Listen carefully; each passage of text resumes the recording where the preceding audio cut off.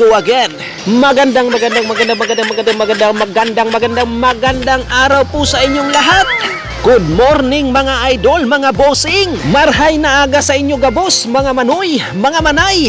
At kay Torits at sa lahat ng mga marites dyan. Hoy, gising, galaw.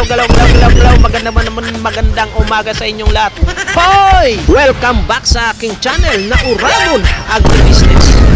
Wow, ang bigat! Wow, At sa ang lahat bigat! po na nakaka-relate ng aking content, maraming salamat po sa inyong lahat at sa lahat po ng nanood ng aking mga videos. Sana po patuloy nyo kong suportahan. Buhayin po natin ang mundo ng farming. Okay, alright. Matagal po akong hindi nakapag-update sa inyo mga kaprobinsya kung ano pong kaganapan o pinaggagawa ko doon sa inuunti-unti kong i-develop na farm.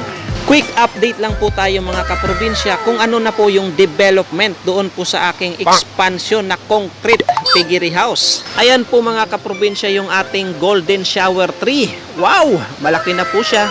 Ayan po yung ating panahon at maulan-ulan po dito sa ating area. Napakaganda pong pagkakataon na tayo po ay magtanim. Mataas po yung germination o chance na mabuhay na kahit anong uri ng buto ang ating itatanim sa ganitong season mga kaprobinsya.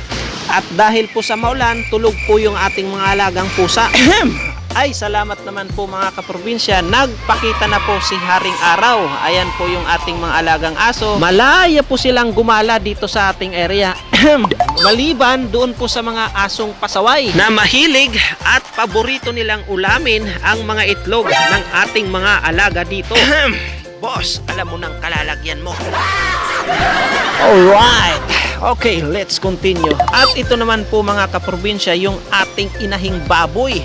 Artificial insemination po yung paraan po natin na ginawa sa kanya upang siya ay mabuntis. At hindi po maganda ang naging resulta dahil lilima lang po yung kanyang naging anak. Dahil hindi po maganda yung similyang dala ng ating technician. Boss, alam mo na.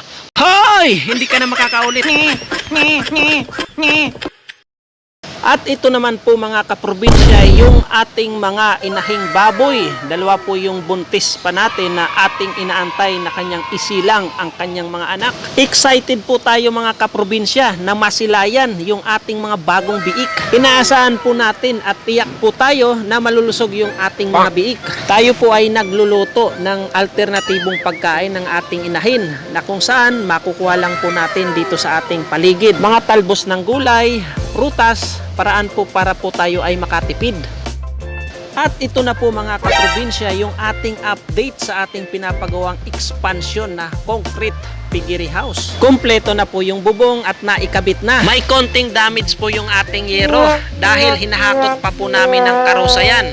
Challenge po yung ating paghakot ng ating mga materyales dahil po may kalayuan yung ating area mula po dun sa kalsada. Amo rawon, native wood po yung ating ginamit na poste. Guaranteed po yan na matibay. Solid po yan mga kaprobinsya at good lumber po yung ating ginamit sa ating trusses. Pang matagalan po yan. At pahirapan po ang paghakot ng buhangin. Kailangan po natin mag-hire ng tao, gumastos, ganun po talaga kapag po tayo ay nag-umpisa. Kailangan po natin mag-invest ng effort at panahon para unti-unti po nating maisakatuparan yung ating mga plano. Yung ating goal at vision na i-develop yung ating munting farm at i-promote. Buhayin po natin ang mundo ng farming. So paano niyan mga kaprobinsya? Hanggang dito na lang po muna yung aking update. Sa mga hindi pa po nag-subscribe sa akin dyan, may I humbly ask you to please subscribe and hit that notification bell para lagi po kayong updated sa mga susunod kong i-upload na video. Thank you so much kaprobinsya.